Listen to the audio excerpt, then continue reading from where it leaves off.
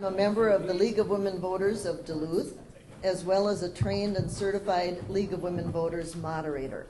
I have the pleasure of moderating this evening's forum. On behalf of the League of Women Voters, I'd like to welcome everyone here. Thank you also to our co-sponsor for tonight's event, the American Indian Community Housing Organization. We'll have a number of questions on affordable housing in honor of them. Thank you also to the Duluth Superior Area Community Foundation for participating with their Civility Project Certified Event Information and Guidance.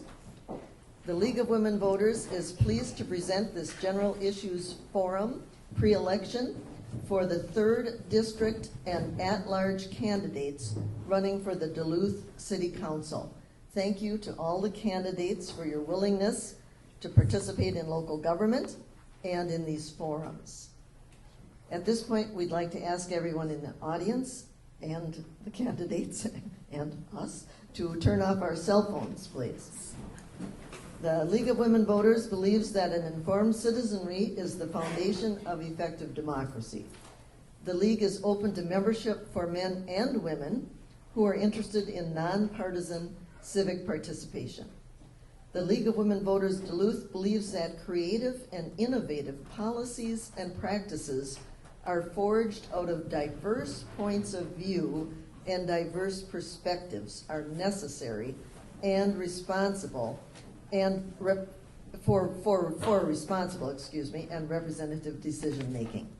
Let us pause to acknowledge our commitment to welcome and facilitate diversity, equity, and inclusion in all aspects of our work. We're dedicated to including people from a mix of abilities and backgrounds in all our activities. And you're invited to join us. For more information on membership in the League, visit our website at www.lwvduluth.org or talk to one of the members here tonight. Please also exercise your right to vote in the election on Tuesday, November 5th. Because the League of Women Voters has always structured our forums in a way that promotes civility, this is a civility certified event. Catherine Lenz is here from the Civility Project to tell us a little about that. Thank you. This evening, you received some materials from Speak Your Piece, the Civility Project.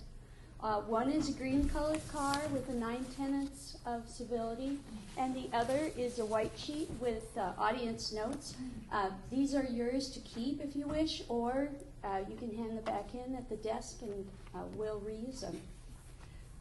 Speak Your Piece, the Civility Project, is an initiative of the Duluth Superior Area Community Foundation and the League of Women Voters Duluth. The Foundation and the League of Women Voters Duluth would like to thank in advance the candidates and you as audience members for your cooperation. Thank you, Catherine.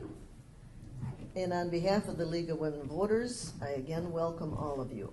The League is a nonpartisan volunteer organization that works at the local, state, and national level to encourage citizens to participate in government. While we as a League study and take stands on issues, we do not endorse or support political parties or candidates. So the views expressed at tonight's forum are those of the participating candidates, not those of the League of Women Voters Duluth. Additionally, by sponsoring this forum, we are not endorsing any of the individual candidates participating. At this time, I'd like to introduce the candidates. We have 2 candidates running for the 3rd District City Council seat, and that is precincts 14 through 20. It's Park Point, all of downtown, over to Observation Hill, over to Chester Creek. And those 2 candidates are Roz Randorf and Teresa O'Halloran Johnson. And running at large, we have 4 candidates, one of whom could not be here this evening. And you'll be able to vote for 2 of those candidates. We have Eric Forsman Noah Hobbs, Mike Mayo, and Derek Medved, who could not be with us this evening.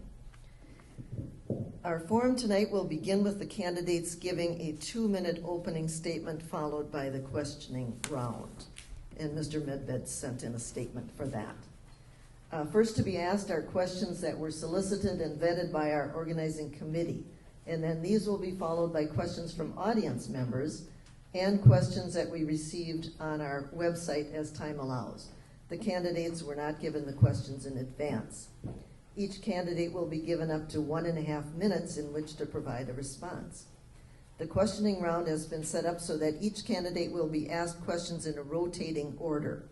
The order in which candidates will respond was determined at random, and we will rotate the responses throughout the evening.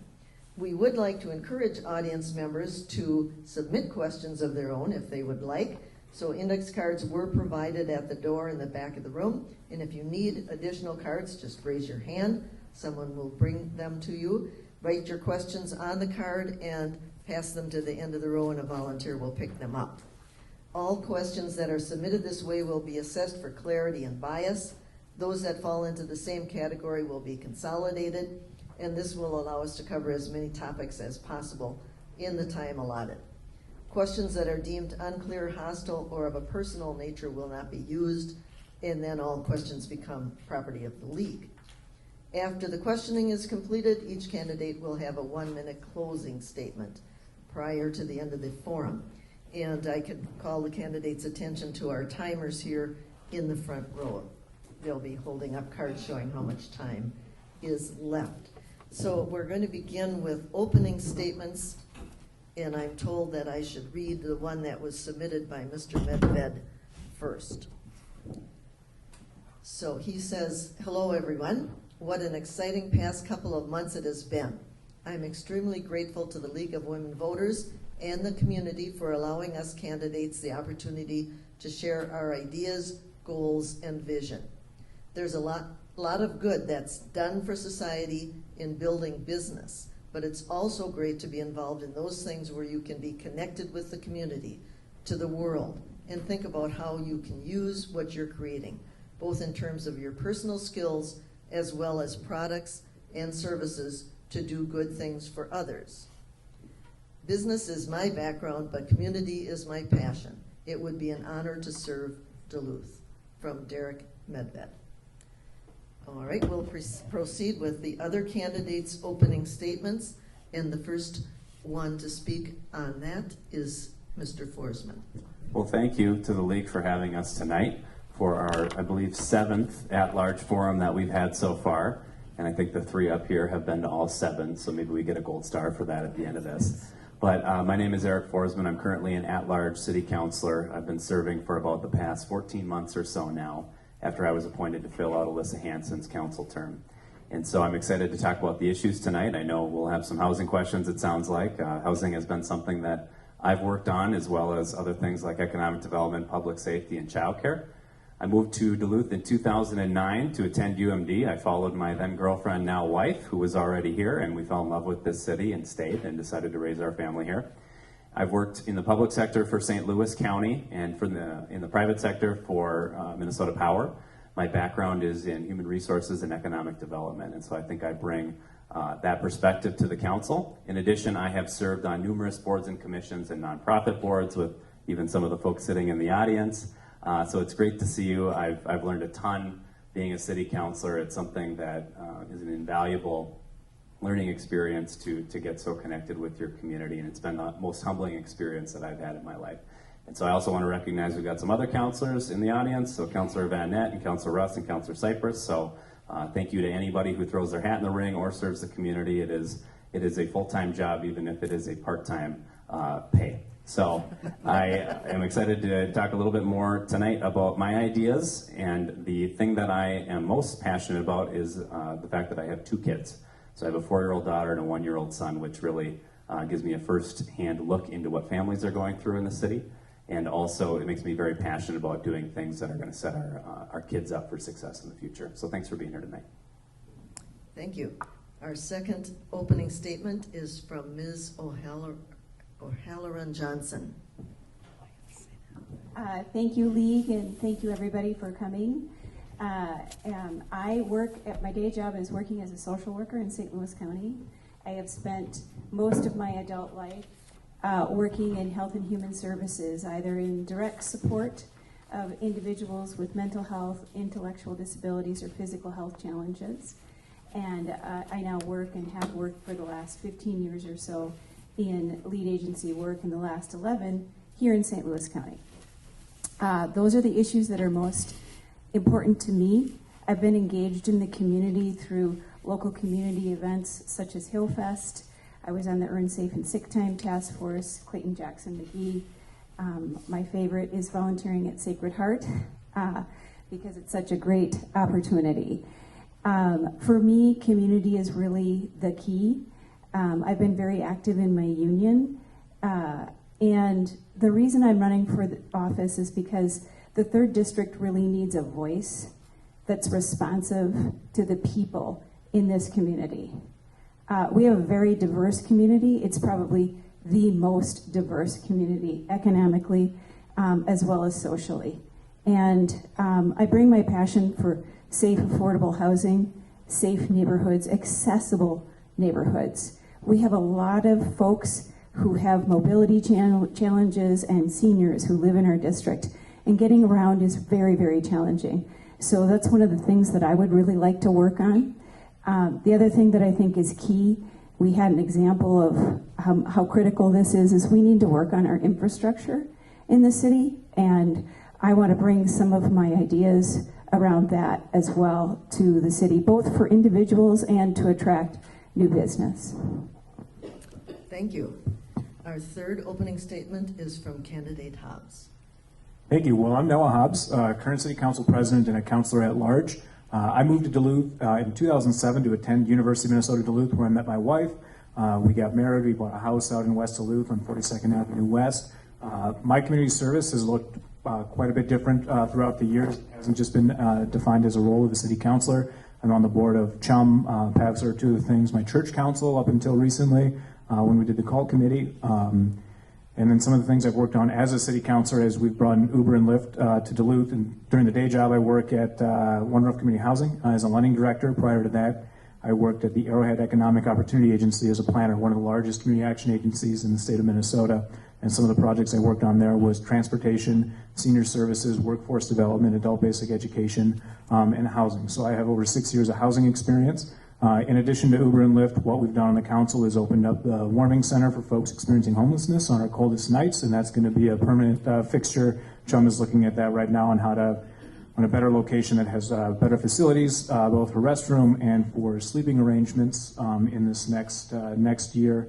We've increased our investment into streets by over, we've been $3 million since I've been on the council, so next year will be $10 million, which is actually a 600% mile increase in roads repaired. And also we're taking care of the water lines underneath it. We'll also have a fully funded police force for the first time in 20 years, which is significant also in addressing the opioid issue and making sure that our police officers don't burn out. I've advocated for an increase in public safety training budget. We're still working on that. We had the state actually give us a cut this last time, leaving us to hold the bag once again, figuring out how to work effectively without state help. And so those are some of the things that I've worked on. I think I have a unique set of skills to help address the housing shortage that we have, and that's a large part of why I'm running for re-election. Thank you. Next we'll hear from candidate Mayo. Hey everyone, my name is Mike Mayo, and I just wanted to thank the League for hosting today, and also ACO. This is a great space, and I'm honored to be in this space. We do sit on Indigenous land, and it's important we recognize that as well.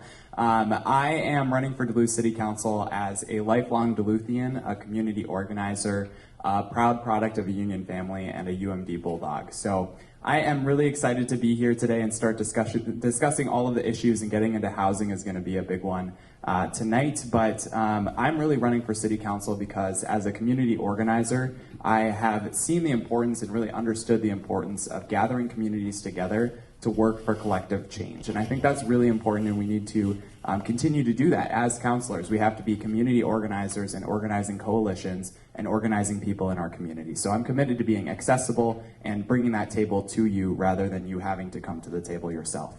Some of the issues that I'm really passionate about include working on our affordable housing crisis locally. It's not something that one person or one organization necessarily is going to have the end-all solution to, but it's something we need to work on together to achieve this change and move our city forward.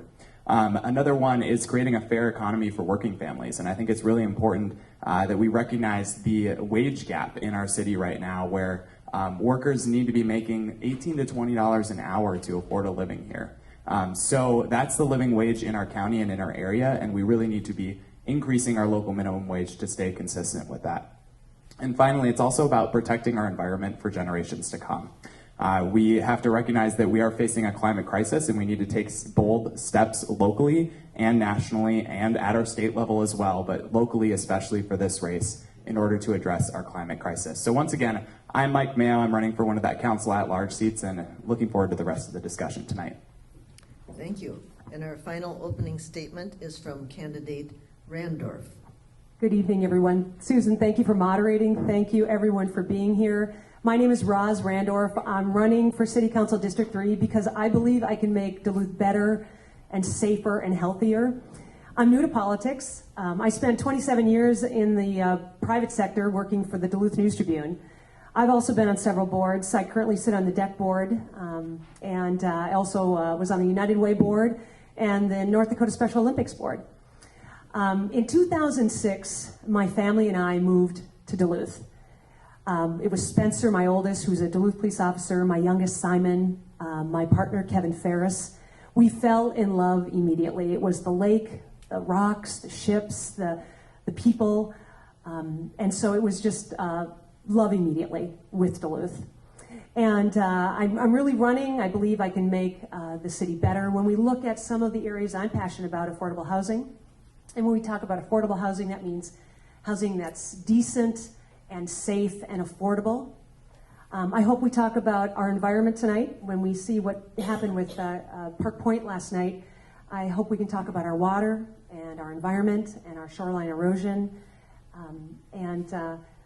Definitely District 3 is diverse. When you look at the working poor on the hillside, there's affluent neighborhoods, there's our business sector. We really need a counselor that can connect with all those different people and to be able to collaborate and really be a relationship builder so that we can collaborate on new ideas and bring Duluth forward to be that safe, healthy community and somewhere that everyone can thrive. Thank you, candidates. We'll move on now to those questions that were solicited and submitted by the organizing committee. Each candidate will have 1.5 minutes to respond. And we'll be beginning with candidate Randorf. A housing question. What are the short and long-term impacts on affordable housing of the medical district projects?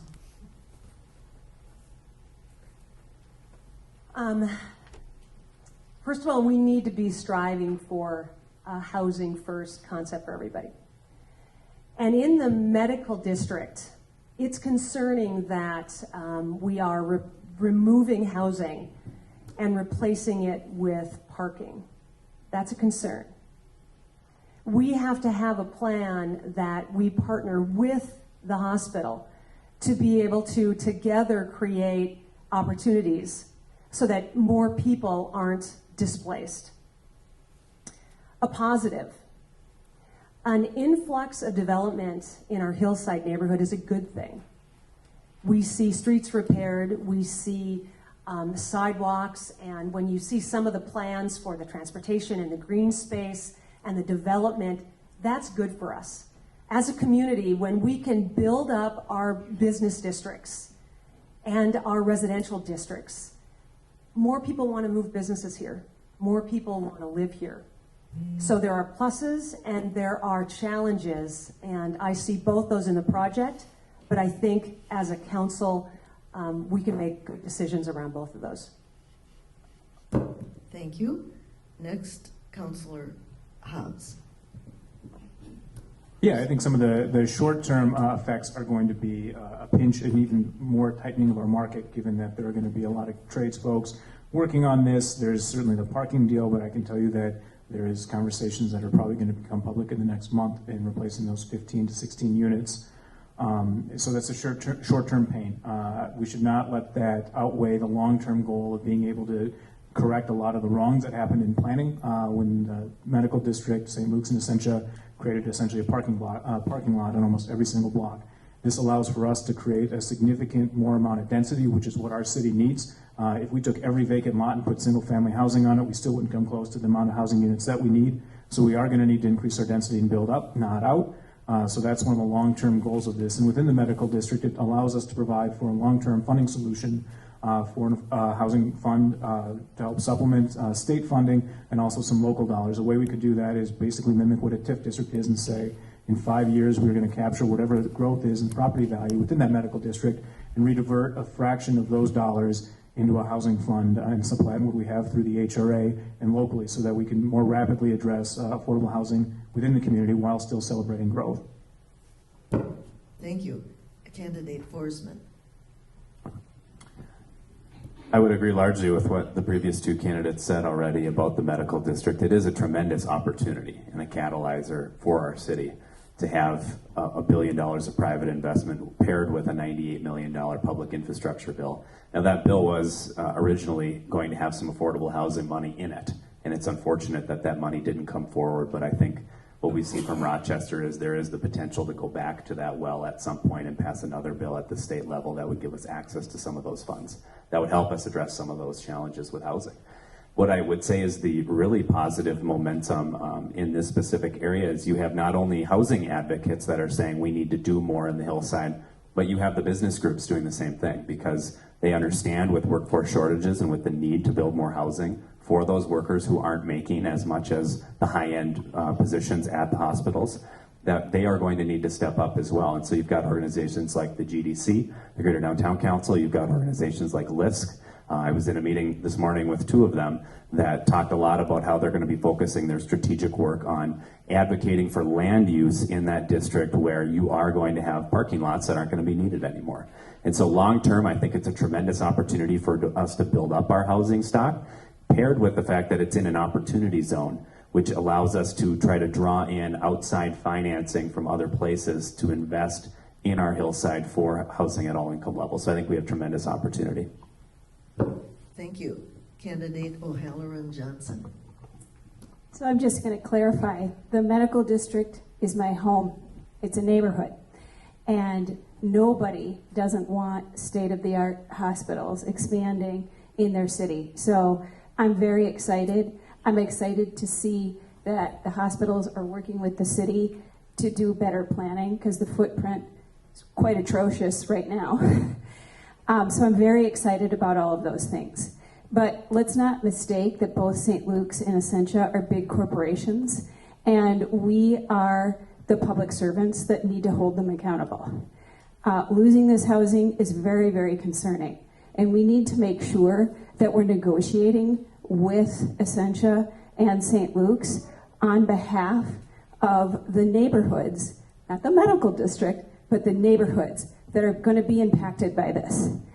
It's a great thing to see development of this kind and this amount of money, but we're putting a lot of public dollars into this area. So I believe that we can, as public servants, hold them accountable and tell them, you're not just a developer, you're our business partner. Thank you. And Candidate Mayo. Yeah, so we have to recognize, I mean, this is $1 billion worth of investment in the medical district and in our community. However, the impacts on the surrounding community haven't been fully discussed. So it's great that we've been having questions about this at pretty much every forum now. And I think that it's important that we recognize the surrounding neighborhood and the hillside, the demographics and what the actual makeup is. It's 75% cost burden just about those people in that area, and about 25% people of color. And if there is any marginal increase in rent or things like that, it could force people out of their homes. So it's really important that we're thinking about the people of this area as well. And for the short term, I think that yes, there's the loss of housing as was talked about earlier, and potentially increases in rent that could be more in the long term. But also in the long term, I think that we do need to be keeping on track with our city's plans. For Imagine Duluth 2035, we have goals and specific goals of how we're going to get to steps to solve our affordable housing crisis locally, and we need to stay on track with that. So it's really important that I think we need to, as other candidates have mentioned, be negotiating with Essentia and say, hey, this is what we need from you. We need to have dollars committed towards affordable housing projects in the future. We need to have that space that are parking lots, and that was also addressed earlier. If we can get those, either give them for free or a small dollar amount to our nonprofit developers to actually do some more development there on affordable housing. I think there's a lot of potential, but we really need to have a public commitment from the hospitals as well. Thank you. Our next question will begin again with you, Mr. Mayo, and it's another housing question. Will projects like the First Street Lofts be able to provide affordable housing in downtown Duluth? So I think we have seen a lot of development recently that's been in some of the higher echelon of income, and it's really hard to, for a counselor, I think, when we have projects coming forward, and I've seen this happen many times on council, where it gets to the point where you have to vote yes or no, and the developer says it's either a yes and it's going through, or a no and this is gonna, or we're gonna table it and it's gonna stall the project enough that the project's never gonna go through. So no counselor should really have to be in the situation where on that exact day you have to decide yes or no, and there's no commitment to affordable housing there. I think that what we need to do as a city is actually codify something that says, if you're coming for city assistance, such as TIP funding or other sorts of assistance, you have to have 15 or 20% affordable units within your project development. So that's something that I think that we can lay forward that will actually prevent that from happening in the future. I also think that, as discussed earlier, we could work on an affordable housing trust fund, which could really help put money towards projects that are going to be developing affordable housing units and help developers actually include that in their future plans. And then also really looking towards the future of how are we moving away from having requirements, mandatory parking requirements for the number of spaces that a developer has to have in each new development, and that could really help cut down the costs and actually help them build more affordable units in their plans as well. So there's a lot we can look at, but Affordable Housing Trust Fund, the 20% requirement, and looking at parking requirements as well. Thank you. Candidate Randorf.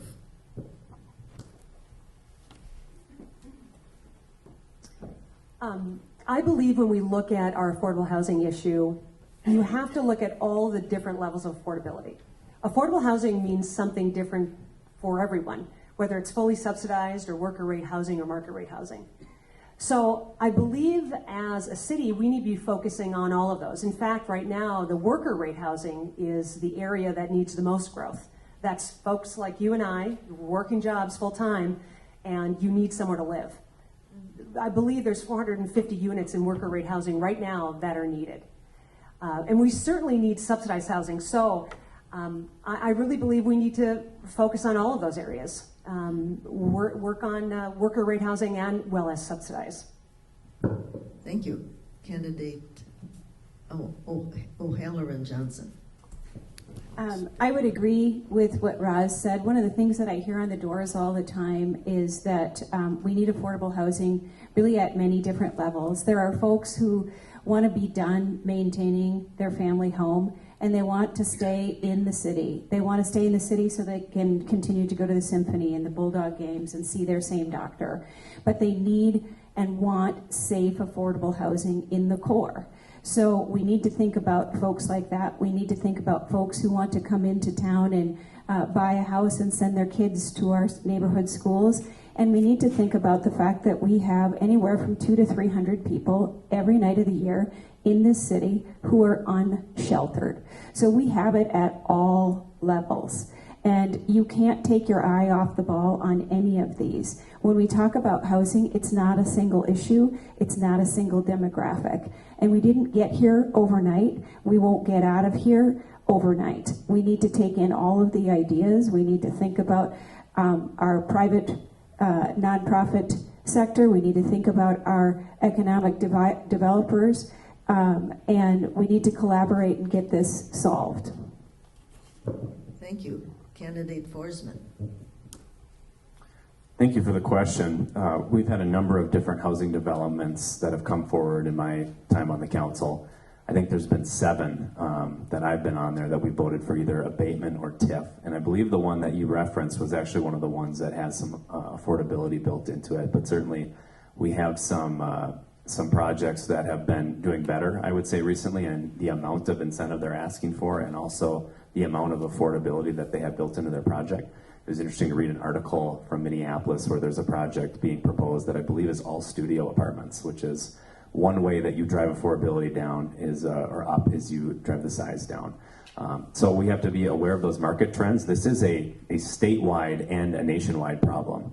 And it's something that I hope our national level politicians are going to step up and do, because no city can figure this out on their own. I wish we could.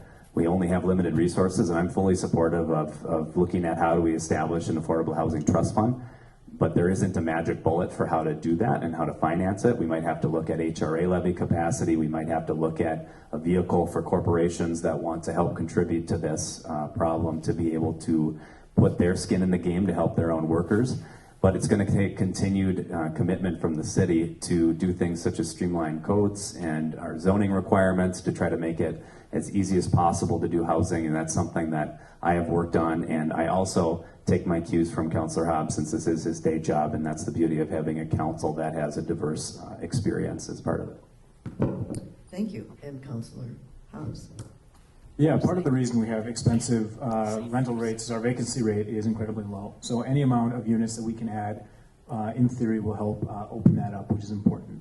When we talk about affordable housing, there's a difficulty in the fact that there's 4% tax credits, there's 9% tax credits, low income tax credits, new market tax credits, and also historic tax credits. And all of those don't oftentimes fund a project in its entirety. You have to layer that funding along with whatever else the developer can bring to the table. And so it becomes really complex when you start doing that. Okay, if I just talk, can people hear me? Is that fine? It's not working. All right. Thank you.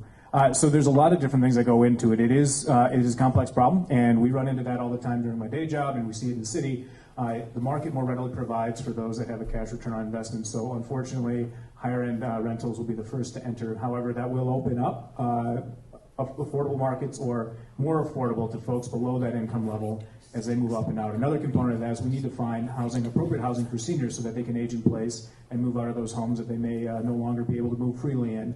That'll open up first time or second time home buyer market as well for those folks that want to move here. The other thing we're struggling with is our demographics are changing. So while we have similar amounts of units, you're not having 3 or 4 people living in a unit. It's one person. We have younger folks that are delaying getting married or not getting married at all, and if they do get married, they may be delaying or not having children.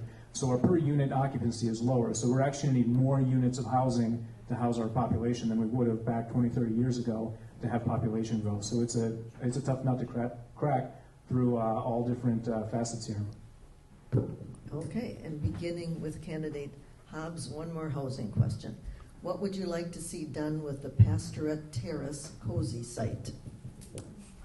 That's a loaded question. So certainly if we could have preserved it, that would have been the first choice. That ship has sailed.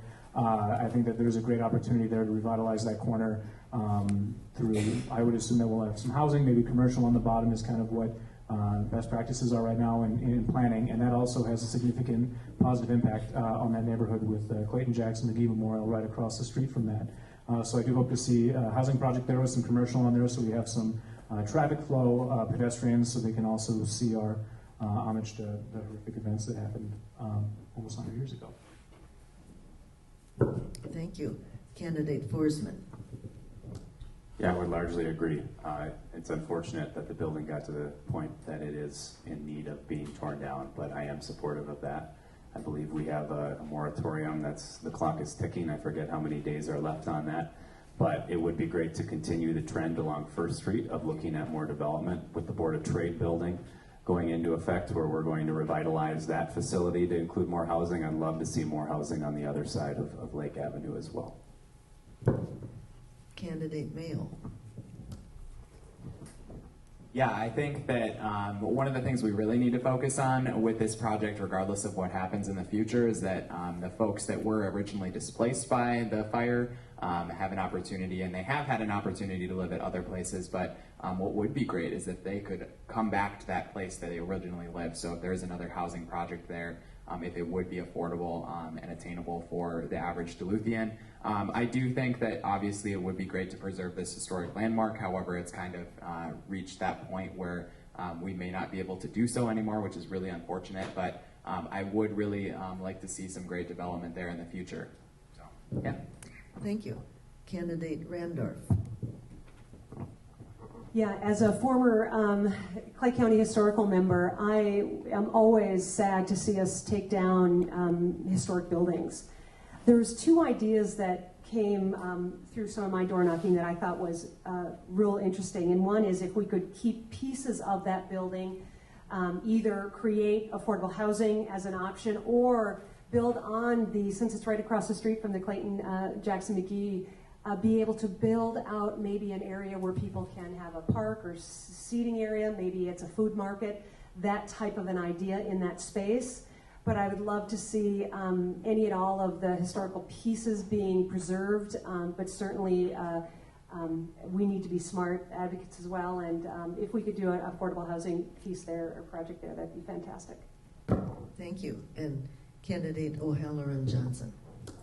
As a former Clayton Jackson McGee member who has run tours across the street from that building, while I love old buildings, we live in an 1880s house, and I would have loved to have seen restoration. That building needs to go. It just undoubtedly needs to go. I would like to see a mixed use type of thing in our downtown. One of the things that I hear from folks living in the downtown area, many of them on fixed incomes, is that they can't get to a grocery store or a drugstore very easily. We don't have those kinds of services in our downtown. We tend, as many cities do, we tended to move many of those types of services out of our core downtown. But what makes a downtown rich and vibrant is that folks are hanging out and feel comfortable being in the neighborhood, and those kinds of services, grocery stores, hardware stores, drugstores, are the kinds of things that make a neighborhood a livable, walkable space. So I would advocate for some type of mixed use. Maybe it's a market, maybe it's something else, and definitely some housing there. Thank you. And beginning with you again, switching gears a little bit here in light of the big storm that we had yesterday, one of many. What role should council members play in addressing the impacts of climate change in the city of Duluth?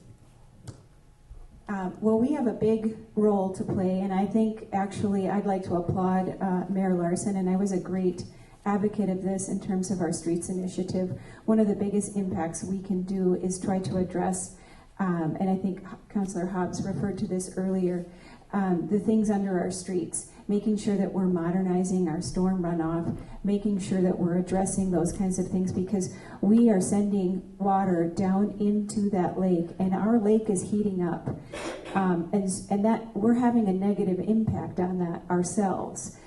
The other thing that we really need to address is our beach erosion. And I know that there are some ideas around how to address that, perhaps using some of the clean dredge material, but we need to address this sooner rather than later. And then also we need to advocate up the chain, working with St. Louis County, with our state folks, and then also internationally, because there are groups that, in fact, the International Joint Commission is an organization that works on the lake, on the Great Lakes, and currently we have a very little bit of representation there. The other lakes and Canada have much greater representation, and we need to have representation there because our community both impacts the lake negatively and is being negatively impacted, and so we need to work with all of our partners all up and down the food chain there. Thank you. Candidate Mayo.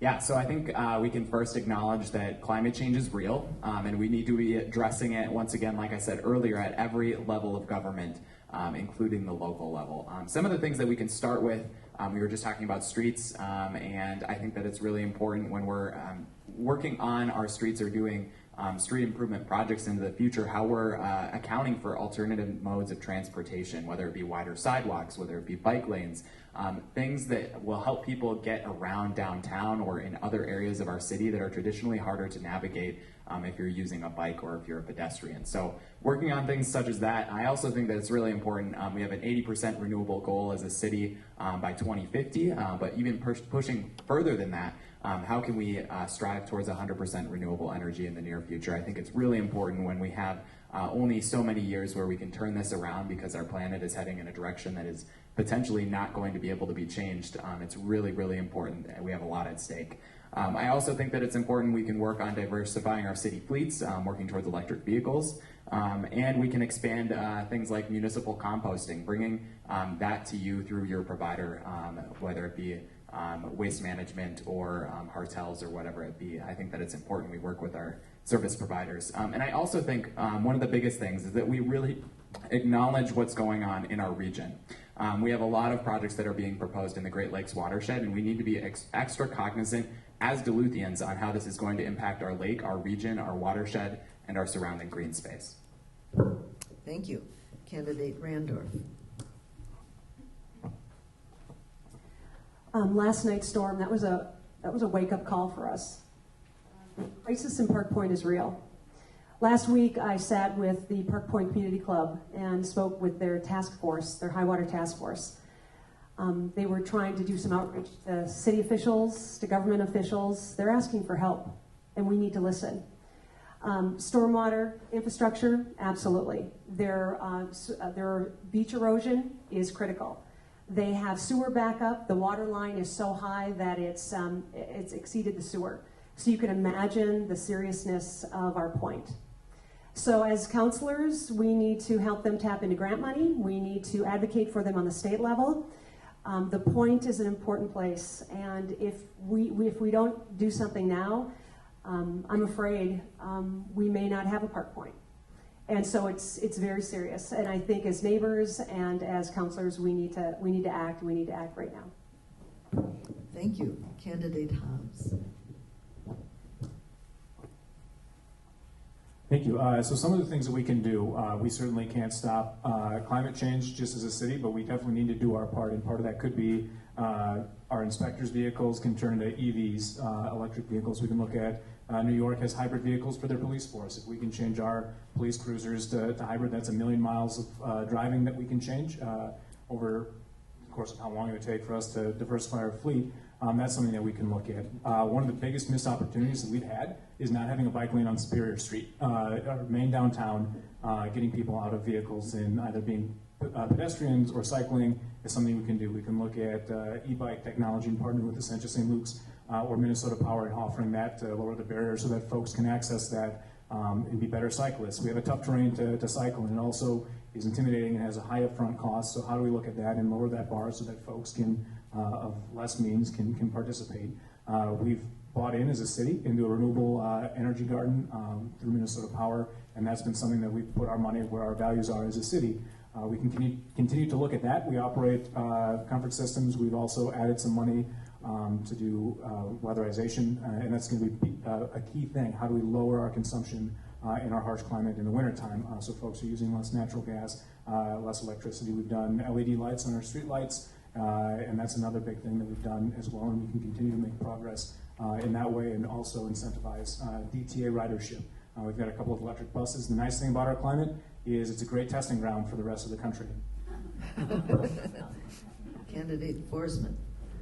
We were asked this question on Sunday at UMB, and I saw some eye rolls in the audience, and my answer was, well, whether you subscribe to the idea that the city can play a role in stopping climate change worldwide, nationwide, and I do subscribe to that, I think the reality is that we are impacted by it. And I gave up the example of the Lake Walk and how we changed the construction. I applaud the mayor and the council at the time for doing that to make sure that we're not fixing things 2, 3, 4 times, adjusting to our new reality, and then we have the storm the next day. And that's exactly what happened. And early reports are the Lake Walk held up, and we have to be thinking about climate resiliency in terms of the infrastructure that we're building out. I also agree that we run comfort systems, natural gas utility, and one of the ideas that I've been bringing up at these forums is why don't we increase the amount of money available for doing energy audits so that folks can have some incentives to look at how they're using less. And we voted as a council last year to increase the amount of audits that we were able to do at the commercial and the industrial level. So it's an important topic, and I'll be honest that the first neighborhood that comes to mind when we get this question in forums is Park Point. And I've been at those community club meetings and I've heard their concerns and seen their shorelines, and I get it. I 100% would feel the same way if I were them. And while we can't control necessarily the lake level, Lake Superior, we do have to come to the table and be a strong advocate for whatever we can do to protect those people's homes, because it was the first thing I thought of when I turned on the news last night. Thank you. And beginning again with candidate Forsman, now that the Irvin is back in its berth, what further waterfront projects need attention? The Irving is back. I've heard a lot about this topic. This was my first council meeting that I voted on anything at, and I had a lot of input about whether that was worth our investment or not. It is back, and it's great to see it back. I think the logical next step for development is going to be Lot D, which is right next to the Pier B resort, so that we were able to successfully gain some access to TIF money at the state legislature last year. That'll probably be the last point, if you will, of the commercial creep down the waterfront. We do still have a very important active working port that provides a ton of jobs and opportunities.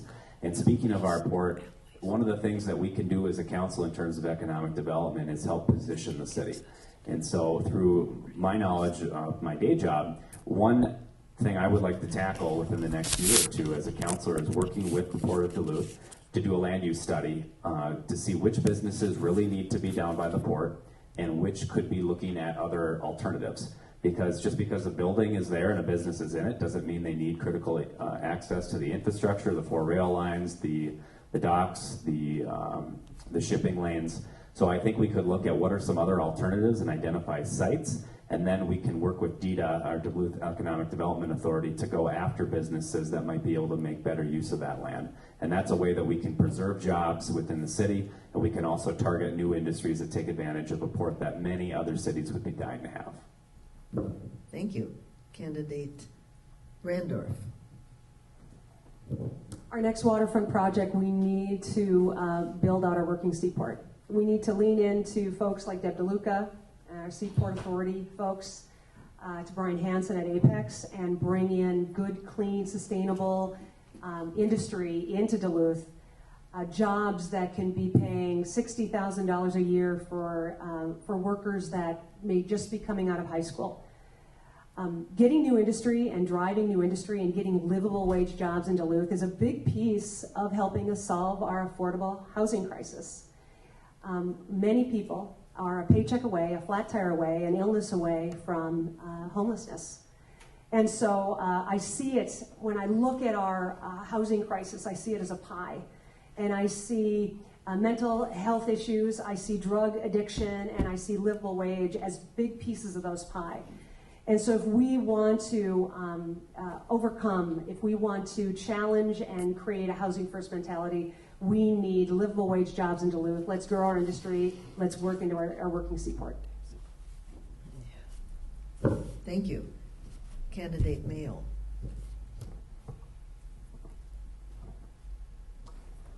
So I just wanted to jump back to Park Point really quick. Obviously, we do need to address concerns on Park Point because we have residents out there, and how are we going to help them continue to live where they're at. I know I have a friend who actually lives out on the point, and having to buy flood insurance is another thing they're having to go through right now. How can we help our residents that are in need of staying in their homes? And that's a big discussion we're having, especially even with affordable housing right now.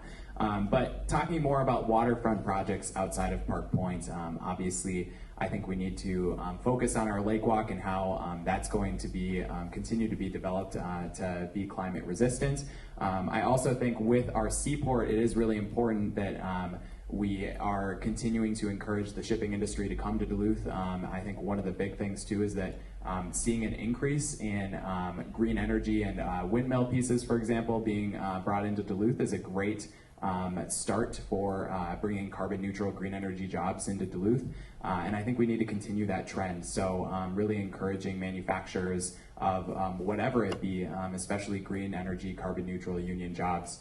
That's what we need for our town, and we need living wage jobs for our people. So, and also talking about Lot D, I believe that's a great opportunity as well, and we need to really think about how that development's going to impact the greater waterfront as a whole, and for people living either on the hillside or different areas, how it might impact views or different things that people deal with on their daily lives. Thank you. Candidate Hobbs. Yeah, I think the lake walk is certainly big. The port is going to be key to our continued economic success. The other thing is, if we weren't on Lake Superior, we'd be a river city. So St. Louis River, how do we continue that cleanup out there around the Morgan Park Steel site? We've made significant headway in that. We've made significant investments on access to the river, redoing the Western Waterfront Trail to make it ADA accessible, and also creating more entry points for folks to access the river. I think that's big. I think that's something that we shouldn't lose sight on.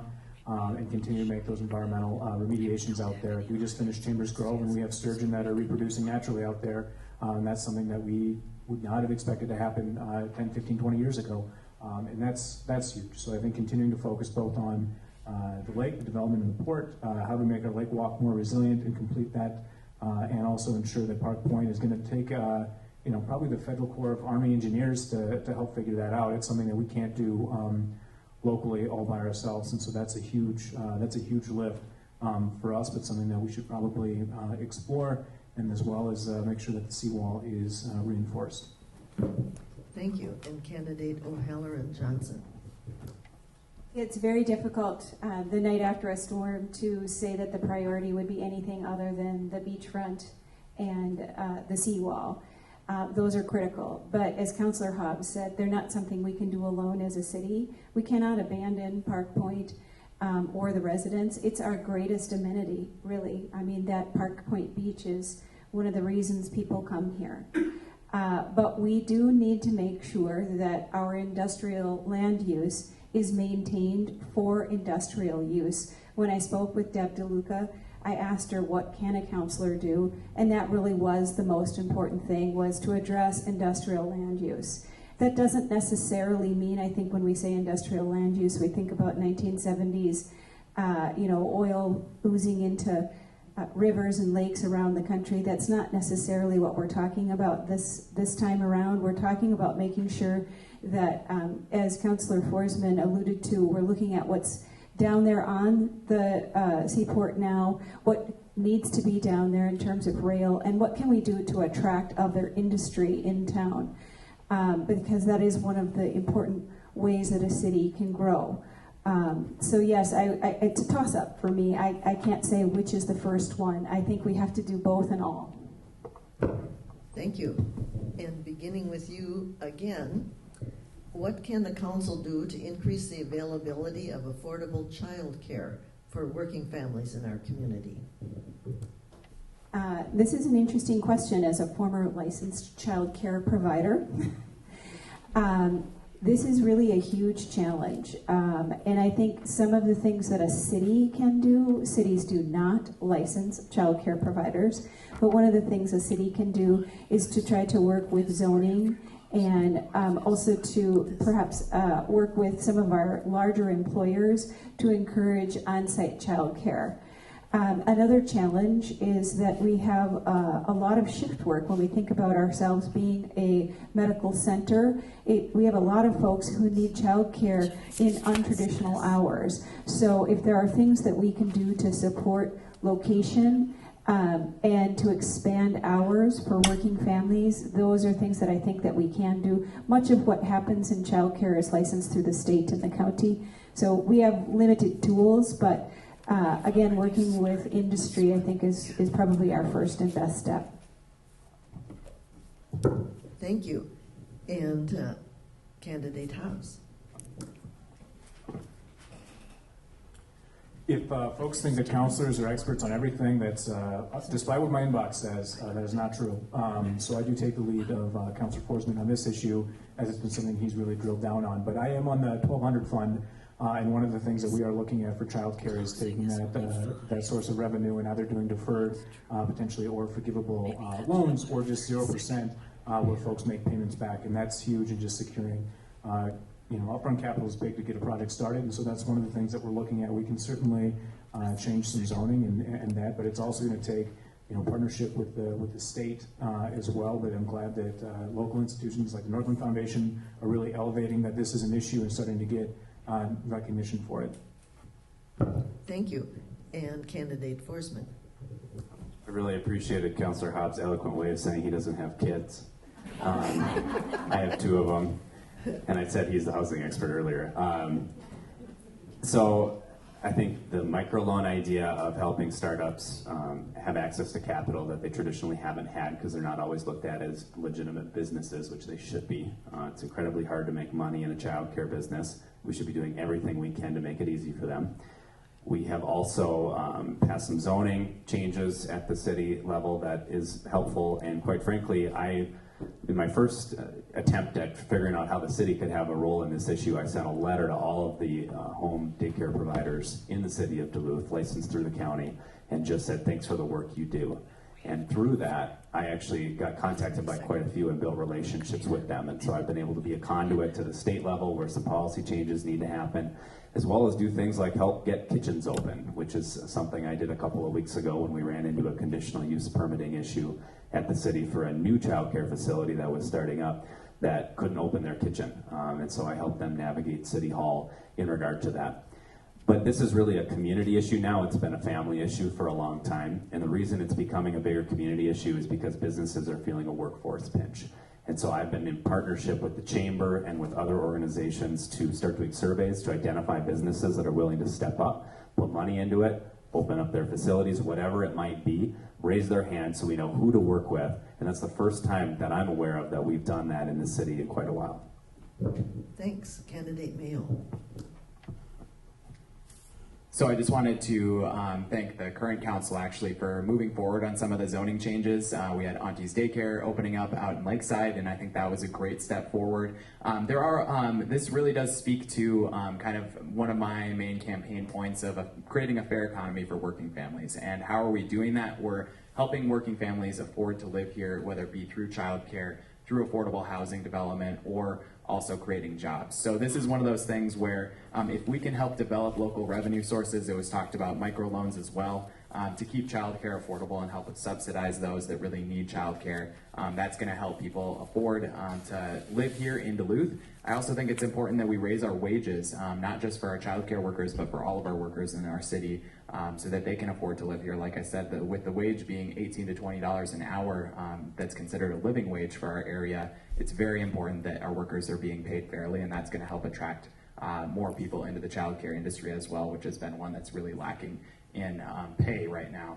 And another, we've talked a lot about it already, but expanding employer-based health or childcare coverage is really important as well. So working with all of our local businesses, I think is really a great opportunity. And places like the YWCA, I believe, already offer stuff like that. But how can we expand that and also expand public transportation so that people can get to their childcare providers in their way of choosing and are able to get there in a timely manner? So that's where I would start. And I'd like to say we've made good progress and we can continue going farther on childcare.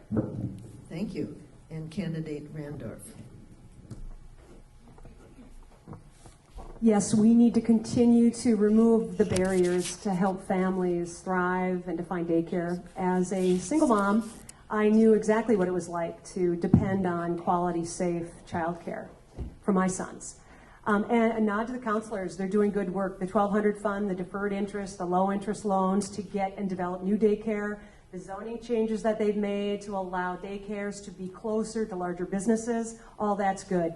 Because when we take care of our families, and they're allowed to work, and their kids have a safe place to stay, it's good for business, it's good for families, and it's good for Duluth. Thank you. And beginning with you, I'll ask you a question that was forwarded from the audience at one of the previous forums. Besides potholes, what issues are most on the minds of voters as you visit with them? Yes, potholes are definitely on the minds. But 3 out of every 4 homes that I knock on, and I've knocked on a lot of doors this summer and this fall, they say, Roz, protect my lake. So clean water and protecting Lake Superior is on the minds of the folks in District 3. And so we have to be mindful. We have to remember that when we create businesses and they build earthen dams to store tailings forever in the richest watershed district in our Lake Superior watershed, that causes me to pause. So we have to make smart decisions. We have to partner with our businesses, and we have to make sure that we make good decisions, science-based decisions, to protect our most valuable asset, that is our water, because without our water, there is no Duluth. Thank you. And candidate Hobbs. Potholes are our big one, and almost the second thing that we hear, and I think that's making sure that potholes get fixed is big, but I think continuing our economic success and addressing the housing shortage is on the forefront of folks' minds. Having just completed also a 100 cup of coffee project where I had 100 cups of coffee with just constituents that reached out, traffic speed is surprisingly one of the bigger things that folks care about. They want cars to drive slower in their neighborhoods. And that's something that is not a headline-grabbing issue that's really boring to put on a lit piece and have a conversation about, but that comes up quite a bit, that folks wish cars in their neighborhoods would drive a little bit slower. So that's one of the things we can also look at. Infrastructure investment and then continued the track that Duluth is on. Folks are pretty happy with where we're going, and that's what I've heard on the doors and over a lot of cups of coffee. Thank you. Candidate O'Halloran Johnson. Outside of streets, housing is really the main issue that I hear from folks all across the district. I also hear about traffic speed, and in every neighborhood it takes sort of a different tone, but traffic speed is really a concern. We are an active group in the city of Duluth. Folks like to walk, people like to ride bikes, and particularly in the neighborhood that I call home, at the medical district, the East Hillside, we have a lot of pedestrian traffic there. And because of all of the reconstruction that's happened in the last few years, the traffic has been pushed up from downtown and is going through residential neighborhoods. And it's really quite dangerous. I have folks who tell me, I don't have kids, but I'm very concerned about how cars speed down 4th Street. It is concerning. It's probably the highest density pedestrian neighborhood in the city, is the Central and East Hillsides, and traffic needs to slow down. Park Point. Park Pointers are worried about traffic speed. And when I'm down knocking on the point, it is remarkable how fast people drive. It's not like the lake is going anywhere. You can take your time. And people are biking right next to you. So traffic speed is huge, and housing. Those are really the main issues that I hear on the doors. Thank you. And candidate Forsman. I would agree with everything said. Streets, number 1 and 2, no doubt. And I would say the traffic speed comes into effect when somebody says, don't fix my street because I don't want cars to go fast on it, which happens frequently in neighborhoods. So I have yet to actually keep a list of which streets we aren't going to fix, but there's a lot of opinions on that topic. Housing is definitely the next biggest that I hear about in every neighborhood. I would say the 4th most common thing I hear about at the door is Duluth is doing great. The country, different story. But I think a lot of people are feeling that Duluth has good leadership in our public officials right now at the city and the county level. And then I would say the 5th thing, another main topic that we haven't touched on yet tonight, is around public safety. And I would say that our public safety numbers are going in the right direction. We've seen violent crime decrease. We've also seen an interesting uptick in, I think, the perception of whether different parts of our city are safe. And one part in the 3rd district that comes to mind is the downtown. And I sit on the Greater Downtown Council Board, and that's a frequent topic of conversation about downtown safety. People walking at night, seeing new folks in town that might be panhandling or might be here for other reasons, and making sure that perception matches reality. And working with our police officers and our firefighters to address the opioid crisis on top of that. There's a lot that our public safety officials do, and I'm really proud to have their support in this election. Thank you. And candidate Mayo. So I think obviously first our streets are what everyone wants to talk about when I open their door. But the second thing that I hear is affordable housing. Obviously we need to be investing in our neighborhoods and finding solutions that work to find so folks can find a place to live here in Duluth. It's extremely important at whatever income level you're coming in with that you're able to afford to live in the neighborhood of your choosing in Duluth, which is really important to me and important to voters. The third, I would say, is clean water is a big one for a lot of folks, and Roz talked about it earlier, and I think it's extremely important that we're taking into consideration projects like Polymet and Enbridge that are happening in our Great Lakes watershed and how it's going to potentially impact us as Duluthians and our surrounding area if these projects go through and if there was some catastrophic failure in either of them that caused harm to our region. So the fourth most important thing I'd say is probably new development and how it's affecting the surrounding neighborhoods. For example, up on Arrowhead Road, there is a new development going in. I believe it's a Quick Trip, a church, and some housing. But the street actually goes right back to a residential street, and folks are concerned there that if that street goes through, everyone will cut through to get to the mall. And that's an extremely important thing for that neighborhood specifically, but I hear it in neighborhoods across Duluth. And finally, kind of on that same note, I hear a lot of folks who talk about equity issues across our city and how are we treating neighborhoods differently across our entire city. So folks out in Fond du Lac, for example, don't even have cell service, and that's a huge accessibility issue. And I talk to folks out there that say this is a really big problem, and it expands to the other end of our city as well. So really, how are we treating different neighborhoods in our city? Thank you. We're just now getting some audience questions, and we're going to have to save most of them for the next forum. But I'd like to squeeze one in here. Can we do a 30-second one, Julie? Can you handle a 30-second one? And we'll begin where we left off here with Mr. Mayo. Recently, the Duluth News-Tribune published an article regarding campaign funding for local candidates. Can you tell us where you're getting your money from, and what does this mean to you? Yeah, so for me, we are getting the majority of our funds actually from Duluthians and small donors as well.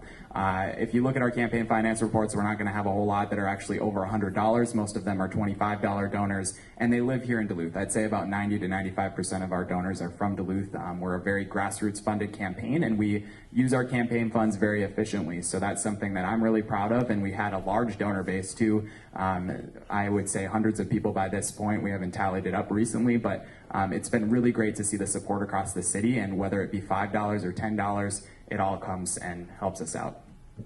Thank you. Candidate O'Halloran Johnson. The lion's share of my funding has come from individual donors, none of which made the Duluth News-Tribune article because they didn't give enough. But for me, what they gave was immeasurable because they gave their belief in me.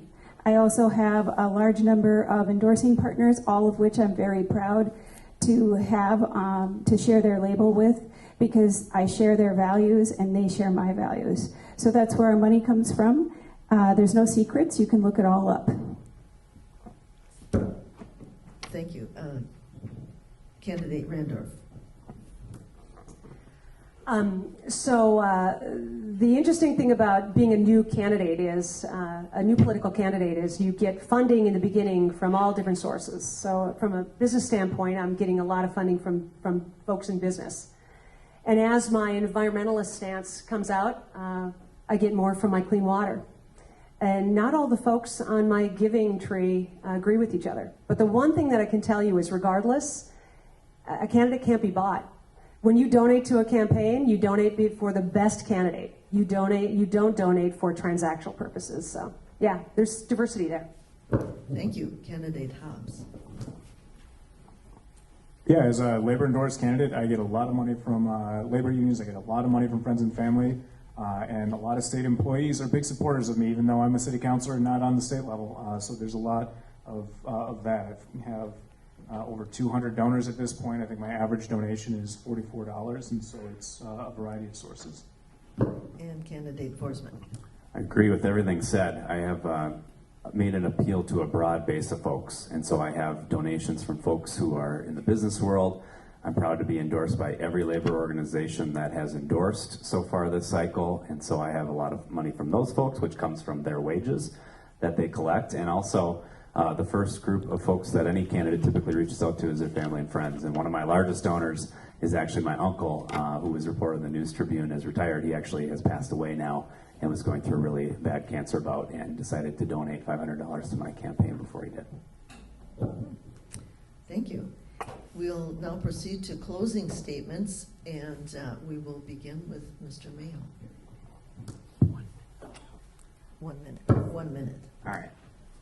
Well, thank you all once again for coming out today. I am really glad we got to cover a large swath of issues, and I'm really proud to be bringing forward my ideas for large structural change. I think that we need to be making bold progress here locally and statewide and nationally, but it all begins local. And I think that when things start to go really crazy at the national level and we don't know exactly what's going on, we can start and come back to our local government. And we can say, I can reach out to you and you can reach out to me, and we can make this work together and work for all Duluthians. So that's what I'm here to do. I'm committed to knocking on doors even outside of election cycles to reach out to people and hear what your concerns are. I'm also here to stand up for working people. I'm here to stand up for all of us and not just the wealthy few and the future of our planet and its people, and really involving communities that haven't traditionally been involved in local government, whether it be working people, families,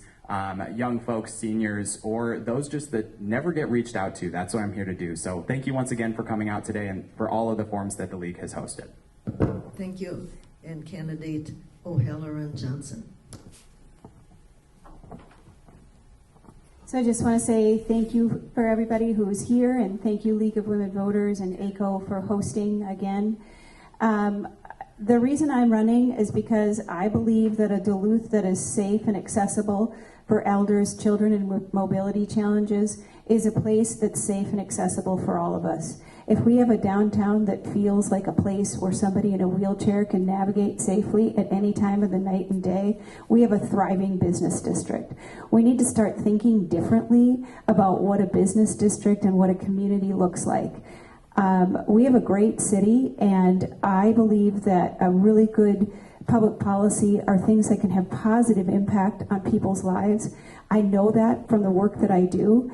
I will be a counselor who will think about the positive, who will collaborate, and who will respond. Thank you. Candidate Forsman. Yeah, I want to say thank you to the League for listening to us for all of these forums, and it's been a pleasure to get to know the folks who come to these. I would say at its core, the reason I'm running is because I have service in my heart, and that's why I've been so involved in the community leading up to being on the council. And we talk a lot about big policies most of the time when we're up here, and that's certainly a very important role that the council plays, is helping set those policies. But one of the more important things we do are the really small things. And so when a constituent reaches out and has an issue, it's our job to listen. And that's what I've done. I've gone around the city, going to all the community clubs to try to reach out and build relationships in every neighborhood as an at-large counselor. And one example I'll share with you is last winter, somebody reached out and said, I have a street that hasn't been plowed in years. And I said, well, that can't be true.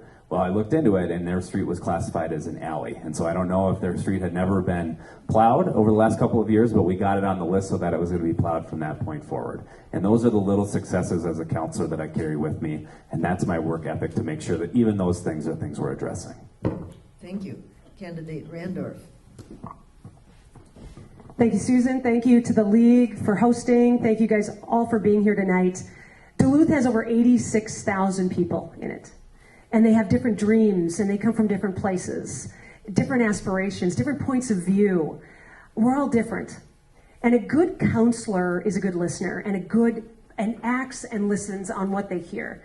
And to do that with all the diversity, you need to be the type of counselor that can meet them where they're at.